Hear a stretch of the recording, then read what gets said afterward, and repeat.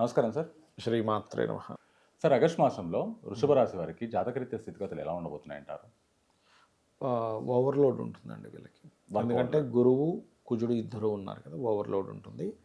ఏదైనా investments load ఎక్కువ ఉంటుంది. ఏదైనా ఒక సంబంధం, వివాహ సంబంధం వాళ్ళు ఒప్పుకోమనో లేకపోతే వెంటపడడం, ఇట్లాంటి ప్రెజర్ ఎక్కువగా ఉంటుంది వృషభం వారికి. అలాగే ఈ రాశి వారికి మనీ సంబంధించిన విషయాలు ఎలా ఉండబోతున్నాయంటారు?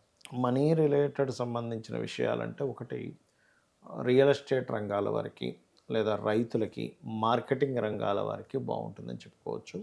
15th నుంచి కొంతవరకు ఏంటంటే 15వ తేదీ నుంచి ఒక నెల రోజుల మధ్యలో ఏదైనా వీళ్ళు భూమి మూలంగా ఏదైనా మెడికల్ రిలేటెడ్ వాటి మూలంగా కూడా ధనయోగము లేదా వాటిని పొందడం కూడా జరుగుతుంది. అలాగే ఈ రాశి వారికి ఎడ్యుకేషన్ అండ్ ఇంటికి సంబంధించిన విషయాలు ఎలా ఉండబోతున్నాయంటారు? ఎడ్యుకేషన్ విషయం అయితే బాగుందండి. ఎందుకంటే 15th నుంచి ఓన్ హౌస్లోకి సన్ వెళ్తున్నాడు. అందులో ముఖ్యంగా మెడికల్ రంగాల్లో ఉండేటువంటి వారికి ఇంకా పాజిటివ్గా ఉందని చెప్పుకోవాలి. అది కాకుండా బుధాదిత్య యోగం కూడా జరుగుతుంది చతుర్థ స్థానంలో. కాబట్టి స్కాలర్షిప్స్ రావడం, ఎడ్యుకేషన్ పరంగా బాగుండడం, రైతులకు బాగుండడం, రియల్ ఎస్టేట్ వాళ్ళకి బాగుండడం, కన్స్ట్రక్షన్ రంగాల్లో వాళ్ళకి, మెడికల్ రంగాల్లో వాళ్ళకి బాగుంటుంది కూడా చెప్పాలంటే.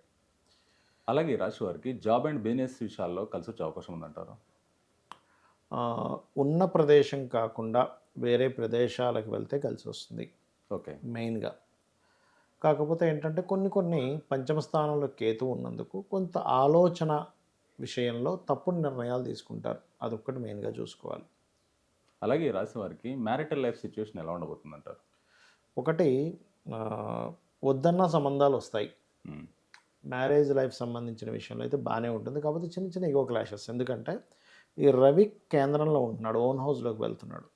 ఇక్కడ ఏమవుతుందంటే మాట పడబుద్ధి కాదు ఇట్లా ఉన్నప్పుడు. అంటే ఏ ప్లానెట్స్ అయితే ఓన్ హౌసెస్లో స్ట్రాంగ్గా ఉంటాయో వాళ్ళ నేచర్ స్ట్రాంగ్గా ఆ పర్టికులర్ మంత్స్లో, ఆ పర్టికులర్ డేస్లో ఎక్కువ నేచర్ స్ట్రాంగ్ ఉంటుంది.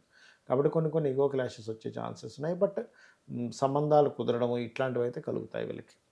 సార్, ఈ రాశి వారికి ఏ రంగాల్లో ఇన్వెస్ట్మెంట్ చేస్తే కలిసి వచ్చే అవకాశం ఉందంటారు? ఇన్వెస్ట్మెంట్స్ అనేవి పర్సనల్ చార్ట్ బట్టే ఉంటుందండి. బట్ ఇన్వెస్ట్మెంట్స్ బాగుంటాయా బాగుండవా అనేటువంటి పాయింట్ తీసుకుంటే మాత్రం బాగానే ఉంటుంది. కాకపోతే ఇక్కడ ఈ కెమికల్ రిలేటెడ్ ఉంటాయి చూసారా, కెమికల్ రిలేటెడ్, సాఫ్ట్వేర్ రిలేటెడ్ ఇట్లాంటివి కొంత సపోర్టివ్గా ఉంటుంది వీళ్ళకి. కాకపోతే పంచమ కేతు అయినందుకు కొంచెం ఫ్రెండ్స్తో కానీ, షేర్ మార్కెట్లో కానీ ఇట్లాంటివి ఇన్వెస్ట్మెంట్ చేసేటప్పుడు జాగ్రత్తగా ఉండాలి. అలాగే ఈ రాశి వారికి విదేశీ యోగం కలిసి వచ్చే అవకాశం ఉందంటారా? విదేశీ యోగము అంటే ఒకటండి, 12వ అధిపతి లగ్నంలో ఉన్నాడు. ఇది ఒక రకంగా చెప్పాలంటే విదేశీ యోగాన్ని ఇస్తుంది. ఎందుకు అంటే కేవలం 12వ అధిపతి లగ్నంలో ఉన్నందుకు కాదు, గురువు కూడా లగ్నంలో ఉన్నాడు. ఆ గురు రాశిలో రాహు ఉన్నాడు. సో ఇంటర్లింక్ ఏర్పడింది అక్కడ. ట్రై చేసుకుంటే ఖచ్చితంగా వెళ్ళగలుగుతారు విదేశాలకు వీరు. అలాగే ఈ రాశి వారికి ఏదైనా సిచ్యువేషన్లో అపాయం పొంచి ఉండే అవకాశం ఏదైనా ఉందంటారు? అపాయం అంటే ఒకటేనండి, వీళ్ళకి